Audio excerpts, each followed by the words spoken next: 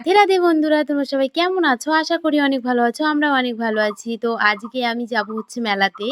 আমি একা না, তাহলে আমার মা যাবে, আমার দিদি যাবে, অনেকজনই যাব আমরা। তো জামাটাকে সেলাই করে নিয়ে চলে এসেছি।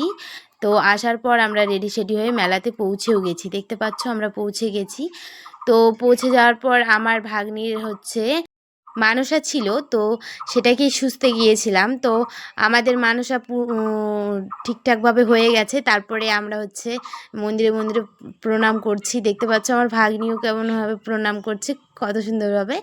তো তারপরে দাদু হয় এটা আমার।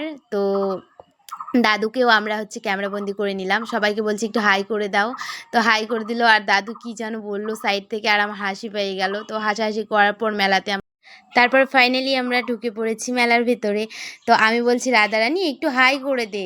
ও দিচ্ছেই না, দেখতে পাচ্ছ আমার মা ধরে হাত ধরে ওর টাটা দিচ্ছে, তবুও দিচ্ছে না। দিদি হাই করে দিল, কাকিমা হাই করে দিল, মা হাই করে দিল, কিন্তু তবুও আমার ভাগ্নি হাই করলো না। যখন ওর ইচ্ছা হবে তখন ও জানো হাই দিতেই থাকবে দিতেই থাকবে। তো আমরা চলে আসলাম ব্যাগের দোকানে।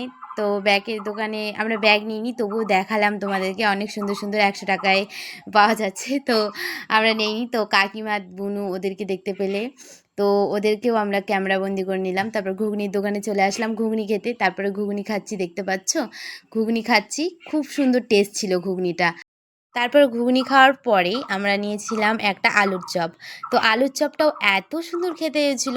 তারপরে খাওয়া দাওয়ার পর আমরা, আমার ভাগ্নি আর আমি বসে গল্প করছি। তো গল্প করার পর আমরা চলে গিয়েছিলাম বাড়ি নিয়ে যাওয়ার জন্য। চপ আর হচ্ছে সমোসা নিয়েছিলাম। তারপরে বাড়িতে আমরা চলে এসেছি। আইসক্রিম খেতে খেতে আমরা বাড়িতে চলে এসেছি। কেমন লাগলো ভিডিওটা অবশ্যই বলবেন।